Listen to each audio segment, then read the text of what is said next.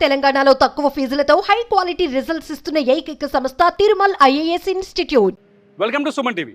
నేను ప్రస్తుతం SLBC Srisailam left bank canal అంటే శ్రీశైలం ఎడమగట్టు కాలువ పనుల దగ్గరున్నా. ఇక్కడ నుంచే శ్రీశైలం లెఫ్ట్ కెనాల్ బ్యాంక్ ప్రారంభమవుతుంది. ఇది సొరంగ మార్గంలో నల్గొండ, సూర్యాపేట, యాదాద్రి, వరంగల్, మహబూబ్ నగర్ జిల్లాలకి నీటిని అందించే ఉద్దేశంతో నిర్మాణం చేపట్టిన ప్రాజెక్ట్ ఇది.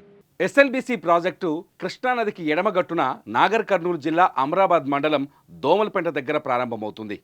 9.2 మీటర్ల వెడల్పుతో మొదలైన ఈ సొరంగం దోమలపెంట నుంచి నల్లమల అడవి కింద నుంచి 43.93 కిలోమీటర్లు ప్రయాణించి అచ్చంపేట మండలం మన్నెవారిపల్లి దగ్గర బయటకొస్తుంది. 2007లో ఎస్ఎల్బిసి పనులు ప్రారంభమయ్యాయి. అమరాబాద్ టైగర్ రిజర్వ్ ఏరియా కింద 400 మీటర్లు ఈ సొరంగం ప్రయాణిస్తుంది. ప్రాజెక్టు అంచనా ప్రకారం 2010లోనే ఈ సొరంగ మార్గం పూర్తవ్వాలి. కృష్ణానది నుంచి 30 టీఎంసీల నీటిని తోడే ఉద్దేశంతో నిర్మిస్తున్న ఈ టన్నెల్ పనులు ఉమ్మడి ఆంధ్రప్రదేశ్లోనే 52%, ఆ తర్వాత మరో 23% పనులు పూర్తయ్యాయి. మరో 25% పనులు మాత్రమే పెండింగ్లో ఉన్నాయి. దోమలపెంటకు మన్నెవారిపల్లికి మధ్య కేవలం 9 కిలోమీటర్ల సొరంగం తవ్వితే ఈ ప్రాజెక్టు పనులు పూర్తయినట్టే. ఇక్కడ ప్రారంభమైన ఈ సొరంగ మార్గం దాదాపు 43 కిలోమీటర్ల దూరం నల్లమల అటవీ ప్రాంతం కింద నుంచి వెళ్ళాలి. నల్లమల అటవీ ప్రాంతం నుంచి కింద నుంచి వెళ్ళి అచ్చంపేట మండలం మన్నెవారిపల్లి దగ్గర ఈ వాటర్ బ్లో అవుట్ అవుతుంది.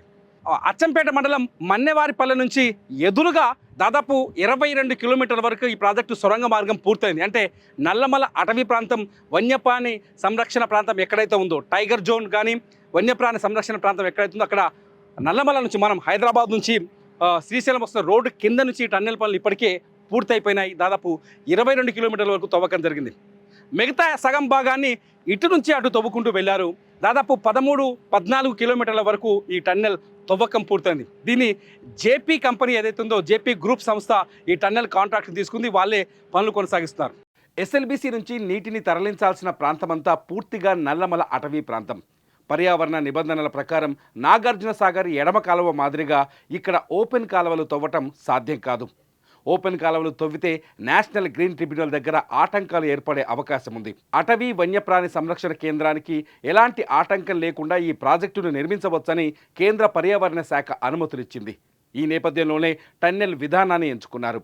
ఈ టన్నెల్ ద్వారా నీటిని తరలిస్తే దక్షిణ తెలంగాణలోని నల్గొండ, సూర్యాపేట, యాదాద్రి, భువనగిరితో పాటు వరంగల్లోని కొన్ని ఏరియాల్లో 4 లక్షల ఎకరాలకు సాగునీరు అందుతుంది. అలాగే హైదరాబాద్ నగరానికి తాగునీటిని కూడా అందిస్తుంది ఈ ప్రాజెక్ట్. ప్రస్తుతం మీరు చూస్తున్నది Srisailam back water, Srisailam dam ఏదైతే ఉందో మనం పాతాళ గంగ అనుకుంటాం కదా, పాతాళ గంగ వెనక వైపు ఉన్న బ్యాక్ వాటర్. ఈ బ్యాక్ వాటర్ నుంచే ఎస్ఎల్బిసికి నీళ్ళని సరఫరా చేయాలి. ఇప్పుడు నేను నిలబడ్డ ఈ గట్టు ఏదైతుందో ఈ గట్టిని తెంచేస్తే ఎస్ఎల్బిసి సొరంగంలోకి నీళ్ళు వెళ్ళిపోతాయి. ఇటు నుంచి దాదాపు 43 కిలోమీటర్ల వరకు నీళ్లు ప్రయాణిస్తాయి. ఆ 43 కిలోమీటర్ల అవతల మన్నెంవారిపల్లి అనే విలేజ్ దగ్గర నీళ్లు బయటకు వస్తాయి. ఎస్ఎల్బిసి సొరంగాన్ని తవ్వేందుకు 2 టన్నెల్ బోరింగ్ మిషన్లను తెప్పించారు. ఈ టన్నెల్ బోరింగ్ మిషన్ భూమి లోపల కలుగు చేసుకుంటూ వెళ్తుంది. దాదాపు 400 మీటర్ల పొడవుండే ఈ టన్నెల్ బోరింగ్ మిషన్ ప్రతిరోజు కేవలం 3 మీటర్ల కలుగును మాత్రమే తవ్వుతుంది. ఎలాంటి కఠినమైన నేల ఉన్నా సరే లోపల నుంచి తొలుచుకుంటూ వెళ్తుంది. ఎస్ఎల్బిసి ప్రపంచంలోనే అతి పొడవైన ఇరిగేషన్ టన్నెల్ ప్రాజెక్ట్. మరో 9 కిలోమీటర్ల తవ్వకం పూర్తయితే ఈ ప్రాజెక్టు రైతులకు అందుబాటులోకి వస్తుంది.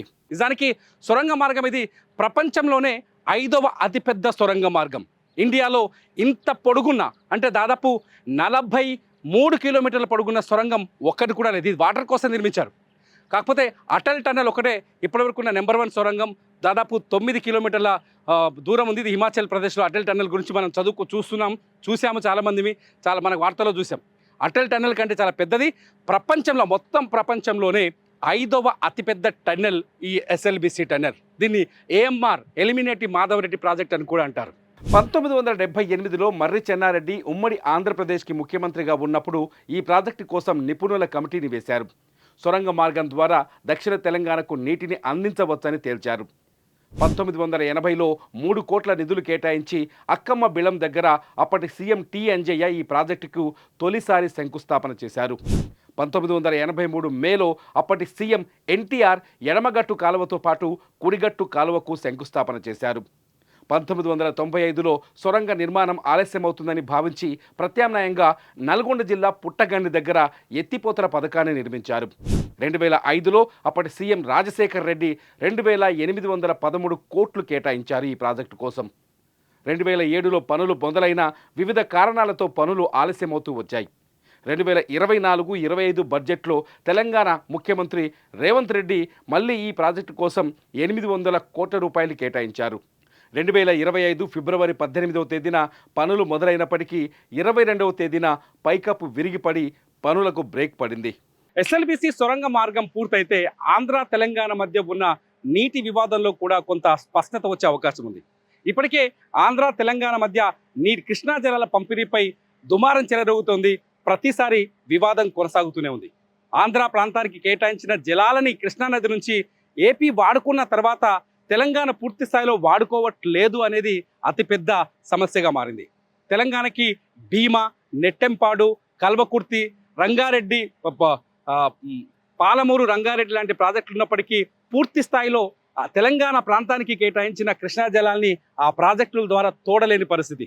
ఎస్ఎల్బీసీ నిర్మాణం పూర్తయితే దాదాపు 30 టీఎంసీల నీళ్ళు ఇక్కడ నుంచి తరలిస్తే అటు పాలమూరు రంగారెడ్డితో పాటు ఎస్ఎల్బీసీ నుంచి 30 టీఎంసీల నీటిని తరలించగలిగితే తెలంగాణ ప్రాంతానికి కృష్ణా జిల్లాలో కొంత వాటర్ దక్కుతుందనే చర్చ కూడా ఉంది. అయితే